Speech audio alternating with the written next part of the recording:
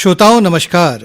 विश्व रेडियो दिवस पर आधारित इस विशेष कार्यक्रम के साथ मैं विकल्प शुक्ला। श्रोताओं, हर वर्ष 13 फरवरी को विश्व रेडियो दिवस मनाया जाता है। संयुक्त राष्ट्र ने वर्ष 2012 में यह निर्णय लिया था कि 13 फरवरी के दिन विश्व रेडियो दिवस मनाया जाएगा। इस वर्ष यानी वर्ष 2025 में विश्व रेडियो दिवस की थीम है रेडियो और जलवायु परिवर्तन। आज इस विषय पर बात करने के लिए हमारे साथ हैं छत्तीसगढ़ के प्रधान मुख्य वन संरक्षक और वन बल के प्रमुख रहे doctor Shri R.K. Singh. Shri Singh 1983 batch के भारतीय वन सेवा के अधिकारी हैं। सिंह साहब, आकाशवाणी समाचार के इस कार्यक्रम में हम आपका हार्दिक स्वागत करते हैं। सभी श्रोताओं को मेरा नमस्कार। सिंह साहब, हम सबसे पहले अपने श्रोताओं की ओर से जानना चाहते हैं, क्योंकि आपने भारतीय वन सेवा में वन विभाग में कार्य करते हुए आपने कई महत्वपूर्ण वरिष्ठ पदों पर आपने काम किया है और आपका अनुभव बहुत ज़्यादा इसमें गहन भी है, विशाल भी है, विस्तृत भी है। तो जो जलवायु परिवर्तन है वो पूरे विश्व, यदि हम भारत की भी बात करें तो कितनी बड़ी चुनौती है इस समय?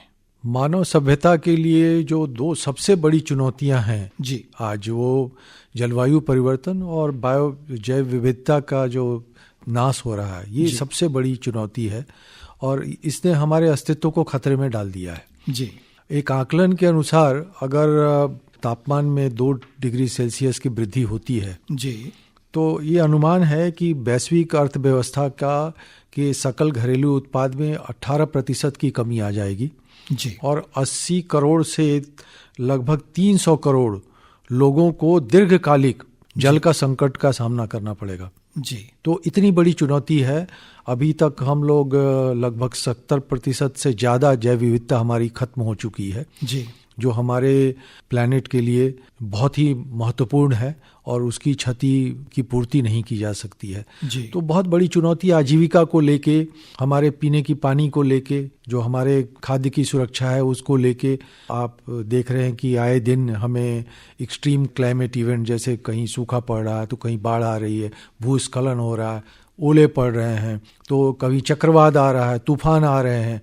ये घटनाएं इतनी ज़्यादा नहीं होती थी। जी इसकी आवृत्ति में बहुत ज़्यादा वृद्धि हुई है और उसकी वजह है जलवायु परिवर्तन।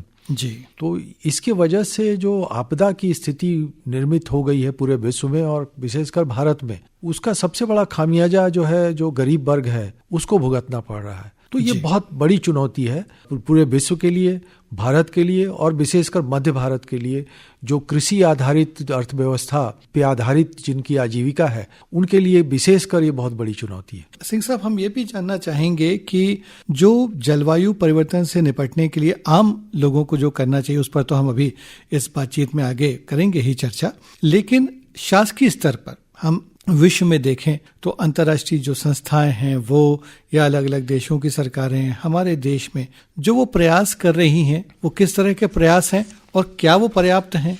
देखिए, अभी जिस तरह से टेम्परेचर बढ़ रहा है जी, उसको अगर दृष्टिगत रखते हुए हम ये कह सकते हैं कि अभी वैश्विक स्तर पे जो प्रयास हो रहे हैं वो अपर्याप्त हैं। जी क्योंकि वो काफ़ी तेजी से बढ़ रहा है। जी पहले वैज्ञानिकों ने कहा था कि 1.5 डिग्री टेम्परेचर से अगर ऊपर तापमान बढ़ा जी तो ये प्लैनेट जो है उसका अस्तित्व खतरे में आ जाएगा। पहले 2 डिग्री था, उसके बाद 1.5 डिग्री। अभी बहुत सारे ये बता रहे हैं कि 1.3 से ऊपर चला गया है। जी तो जो ये स्वाभाविक है कि जो हम कर रहे हैं वो अपर्याप्त है, लेकिन क्या कर रहे हैं? जैसे अभी विश्व के स्तर पे आप देखेंगे कि COP26 हुआ, जो लास्ट हुआ था जी कॉन्फ्रेंस ऑफ पार्टीज, जिसमें अलग अलग राष्ट्र के अध्यक्ष जो हैं जाकर आम सहमति बनाते हैं। जी तो 2 जो समझौते हाल फिलहाल में हुए, जी एक पेरिस एग्रीमेंट और फिर ग्लासगो का, जी ये महत्वपूर्ण है समझने के लिए कि विश्व स्तर पर क्या किया जा रहा है। तो एक तो सभी लोगों ने सहमति दी इस बात पर कि हमारा जो गोल है कॉमन बट डिफरेंशिएटेड होना चाहिए। जी कि हम सभी का गोल जो है विश्व स्तर पर सभी देशों का, लेकिन वो डिफरेंशिएटेड होना चाहिए। क्यों?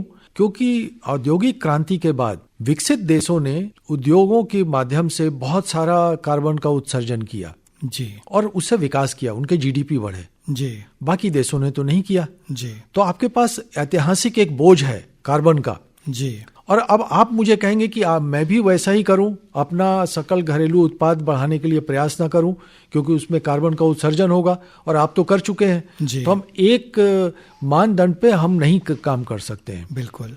तो ये सभी लोगों ने माना कि common but differentiated responsibility and respective capabilities, जी, क्योंकि सबकी क्षमताएं भी अलग अलग हैं। और फिर ये माना गया कि जो क्लाइमेट फाइनेंस है, जो वित्तीय संसाधन है, विकसित देश उपलब्ध कराएंगे क्लाइमेट एक्शन के लिए। इसके साथ साथ जो विकसित टेक्नोलॉजी है, जैसे आप ग्रीन हाइड्रोजन की बात हो रही है और बहुत सारे ग्रीन टेक्नोलॉजीज हैं जी, वो महंगे हैं जी, और स्वाभाविक है कि रिसर्च एंड डेवलपमेंट के पैसे जो हैं वो विकसित देशों के पास हैं। जी, तो वो जब तक हमें आप ट्रांसफर नहीं करेंगे तो हम बहुत सारे क्लाइमेट एक्शन नहीं ले पाएंगे। बिल्कुल, तो इस पे सहमति बनी। जी, फिर ये बनी कि भाई हम सब कार्बन न्यूट्रल होने का प्रयास करेंगे। विकसित देशों ने जैसे कहा 2050 तक, कुछ देशों ने 2060 तक कहा, हम लोगों ने 2070 तक अंतर्राष्ट्रीय समुदाय को एक संकल्प प्रस्तुत किया है कि भारत भी 2070 तक कार्बन न्यूट्रल हो जाएगा। जी, तो इस दिशा में काम हो रहा है कि कैसे हम उत्सर्जन को कम करें और जो कार्बन सोखने वाली प्रक्रिया है, जो बहुत सारी प्रक्रियाएं चल रही हैं जिसमें पौधारोपण भी एक है, उसको बढ़ावा दें ताकि दोनों में जो है एक समन्वय बैठे और वो हम न्यूट्रल की ओर बढ़ें। इस दिशा में एक संकल्प भारत ने ये भी लिया कि हम 2030 तक 500 गीगावाट का अक्षय ऊर्जा, नवीकरणीय ऊर्जा का उत्पादन करेंगे हम जी, और अभी हम additional 2 to 3 billion metric tonnes जो है हम कार्बन सिक्वेस्टर करेंगे। तो ये जो अंतर्राष्ट्रीय स्तर पे हमारे जो समझौते हुए हैं मुख्य रूप से, उसी को पूरा करने के लिए हर एक राज्य में क्लाइमेट एक्शन प्लान बना। छत्तीसगढ़ राज्य में भी फॉरेस्ट डिपार्टमेंट के अंदर एक सेंटर फॉर क्लाइमेट चेंज है, स्टेट सेंटर, और स्टेट एक्शन प्लान बना हुआ है जी।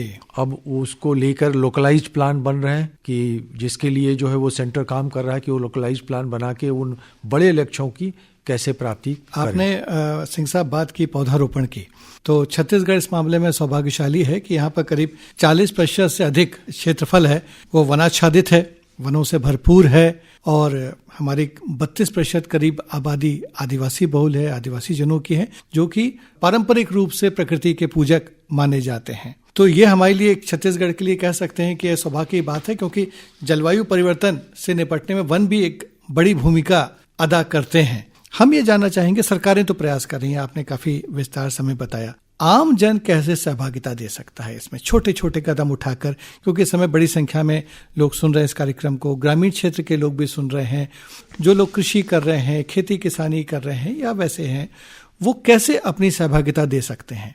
जब हम जलवायु परिवर्तन के संकट से निपटने की बात करते हैं जी, तो मुख्य रूप से एक मिटिगेशन वर्ड आता है और एक एडेप्टेशन आता है जी, कि हम समस्या जो है उसका अनुकूलन कैसे करें। एडेप्टेशन कि मालूम है कि वो जैसे कहते हैं कि तापमान बढ़ने वाला है जी, और जो आपदाएं आने वाली, तो उसको लेके हम कैसे अपनी तैयारी करें, सूखा पड़ने वाला है जी, और दूसरा ये है कि जो उत्सर्जन कम करने के या जो तापमान वृद्धि के कारक हैं उनमें हम कमी कैसे करें। जी, और दोनों में आम जनों का सहयोग 3 स्तर पे हो सकता है कि एक व्यक्तिगत स्तर पे, एक समुदाय के रूप में, और तीसरा जो है संस्थागत, कि आपने एक संस्था बनाई है और वो मिलके काम कर रही है। तो छत्तीसगढ़ के परिप्रेक्ष्य में मैं कहूँगा कि चूंकि हमारा राज्य कृषि प्रधान है जी, तो एक बहुत बड़ी चुनौती है कृषि के लिए कि जो मानसून पे आधारित कृषि है जी, और जब हम ये देख रहे हैं कि आए दिन समय पे बारिश नहीं हो रही है, कभी सूखा पड़ रहा है या लंबे समय तक बारिश नहीं हो रही है और अतिवृष्टि हो जा रही है, तो ये बहुत बड़ी चुनौती हो गई है लोगों के सामने। जी, तो इसको लेके हमें क्लाइमेट स्मार्ट एग्रीकल्चर की ओर हमें बात करनी पड़ेगी कि कैसे हम क्षमता विकसित करें कृषकों की कि वो क्लाइमेट स्मार्ट या संरक्षित खेती, प्रोटेक्टेड एग्रीकल्चर की ओर आगे बढ़ें लोग जी, और अपनी आजीविका को बचा के रखें ताकि हमारे खाद्यान्न के संकट नहीं आए। हमारी खाद्य सुरक्षा जो है, दूसरा पानी का है।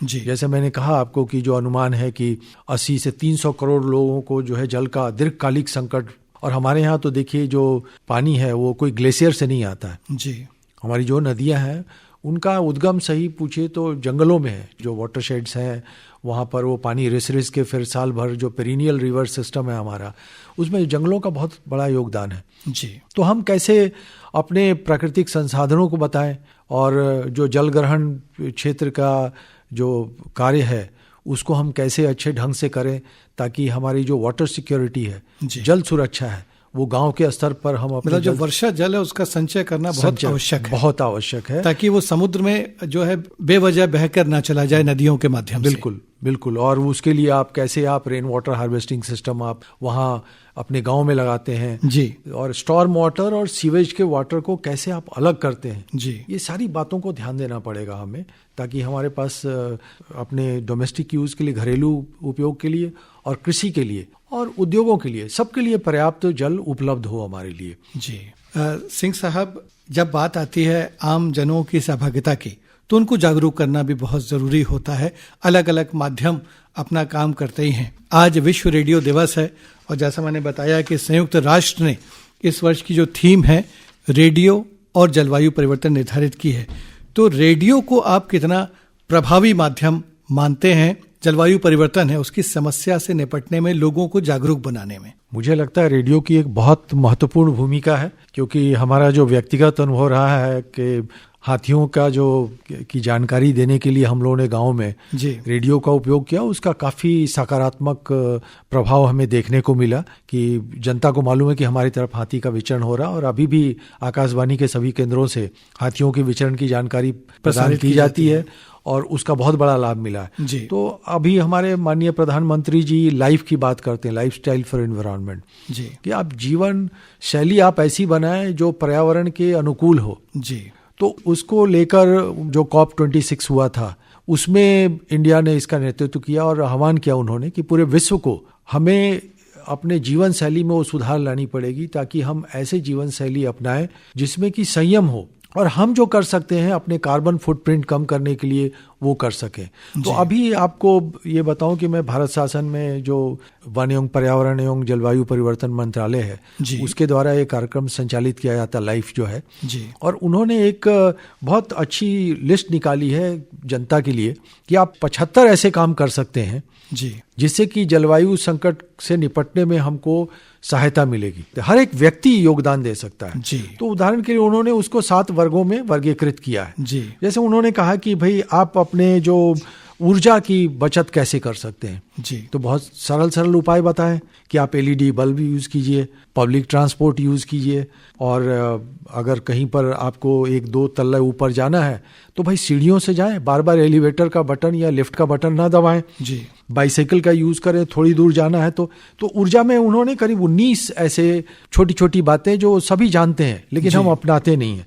उसी तरह उन्होंने कहा कि पानी की आप कैसे बचत कर सकते हैं, तो आप ऐसे फसल लगाएं जैसे कोदो कुटकी जो जिसमें पानी की कम आवश्यकता होती है जी। तो अब जैसे धान है उसमें बहुत ज्यादा पानी की आवश्यकता है, बिल्कुल, तो आप पानी की बचत करेंगे जी। ऊर्जा की बचत उसमें होगी तो हम जलवायु संकट को दूर करने में अपना सहयोग देंगे। फिर जो हमारे जो जल स्रोत हैं उनको हम कैसे संरक्षित करें, भारत शासन की योजना चल रही है अमृत सरोवर, उसमें आप कैसे एक व्यक्ति के रूप में योगदान दे सकते हैं। फिर आप जो फसल ले रहे हैं उसमें कैसे विविधता लाएं जी। जितनी विविधता लाएंगे और प्राकृतिक खेती करेंगे जी, तो उतना ज्यादा हम सहयोग प्रदान करेंगे।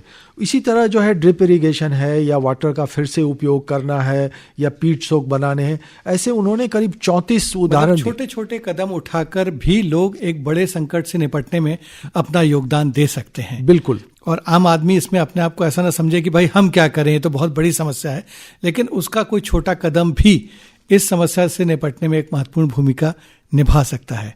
सिंह साहब, आपने बहुत महत्वपूर्ण हमें जानकारी दी इस कार्यक्रम के माध्यम से और हम अपने श्रोताओं की ओर से आपका हार्दिक आभार व्यक्त करते हैं। धन्यवाद और नमस्कार। तो श्रोताओं, इसी के साथ हमारे विशेष कार्यक्रम अब संपन्न होता है। नमस्कार।